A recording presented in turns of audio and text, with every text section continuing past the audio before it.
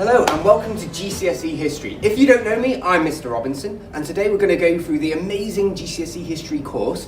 Mr. Taylor will start you off, so off you go to you, Mr. Taylor.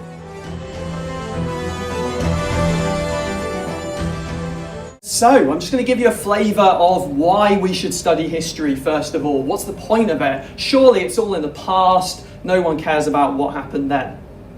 Well, it's only by understanding what's happening in the past that we can make any sense of what's going on today, and then maybe make predictions about the future. Our world is a very, very complicated place, but by understanding what's happened in the past, we can know our place in the world.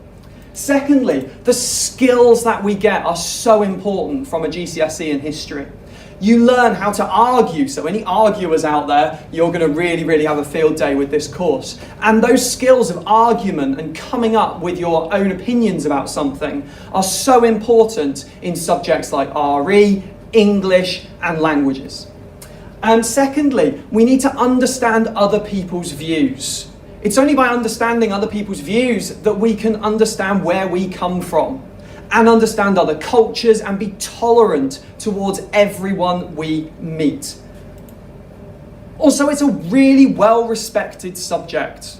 So anyone, employers or moving on to A-level or degree, are going to see a GCSE history on your CV and be really impressed and think that person has got analytical skills. They know how to write essays. They've got an understanding of argument. They can quickly make sense of information. And that's really impressive to employers and A-level and university. And so it leads to careers in things like law, politics, the media, if you want to go into journalism, education, anything like that are the kind of careers you can get with a GCSE in history.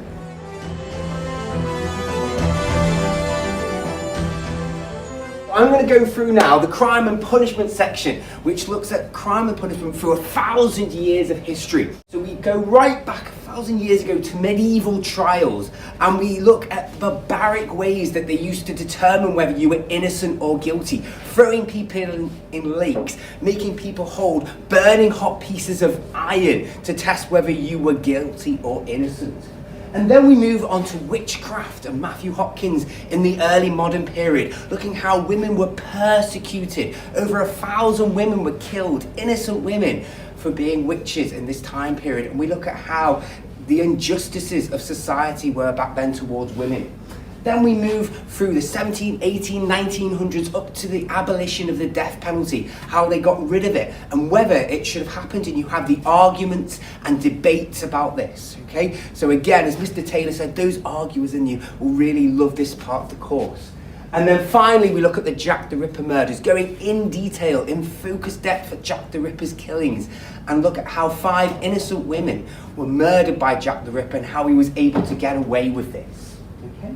Then we move on, okay, in January to May 2022 to look at early Elizabethan England. So those people who loved the Tudors, you'll find this period fascinating. As well as this, we look at how Elizabeth became queen and how she had problems as being a woman ruling a world that was focused around men, and how she had plots to kill her both from the religious side outside of the country but also inside as well. We look at her rivalry with another queen at this time, Mary Queen of Scots. And then we finish with the Spanish Armada, how Queen Elizabeth helped to defend England in its time of need and how she got the country together. Okay? We move then to the American West. Okay? And the American West, we look at the Native American people. Who were they? How did they come to America? And they'd been there for 30,000 years before white people came over onto their shores and basically wiped the Native American people out in what was pretty much a genocide of a nation. Okay? We also look at how black people were, as slaves, earned their freedom in America and how they began to settle there.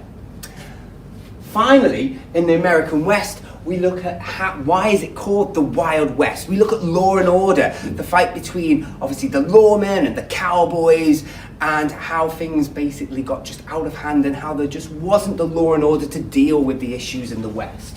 And finally, we move on to civil rights in USA, okay, and the Vietnam War.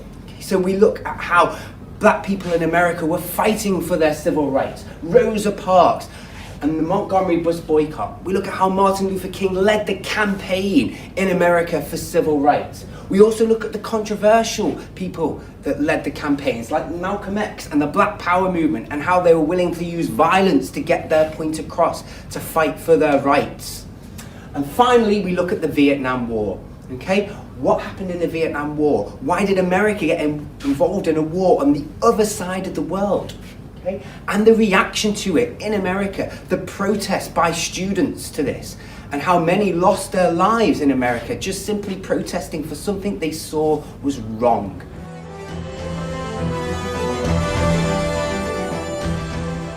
I'm sure, as you all agree, we've got a really exciting GCSE lined up for you if you choose to take GCSE History. But the boring bit, how will you be assessed? How are they going to decide what grade you're going to get at the end of your 2 years of studying history? Well, firstly, it's exams, okay? 3 exams at the end of your course. A lot of that, because history is an academic subject like English, will be written, okay? And it will be forming essays in each of those exams. Now, those skills that you get of essay writing are really, really useful because at A-level and at university, you will need to, in every single subject, write essays. So the skills that you get out of history will help you if you go on to do further education, no matter what subject you choose.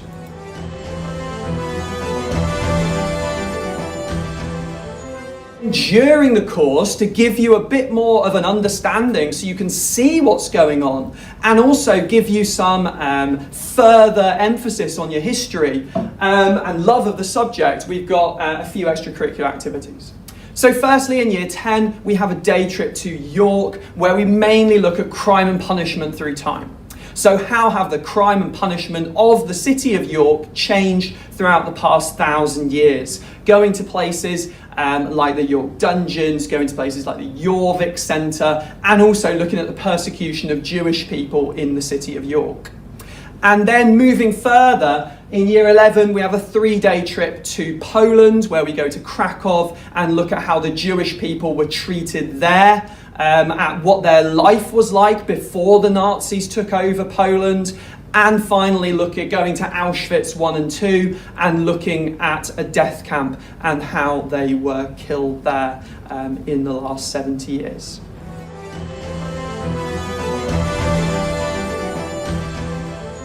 If you want to know any more about the course, if you've got any questions that you want to ask, then please don't hesitate to either come and find Mr. Robinson or me, or message us on Teams. We will be more than happy to help answer anything you need to know. Otherwise, thank you so much for listening to this, and we might see you in September to start GCSE History and your odyssey through the past.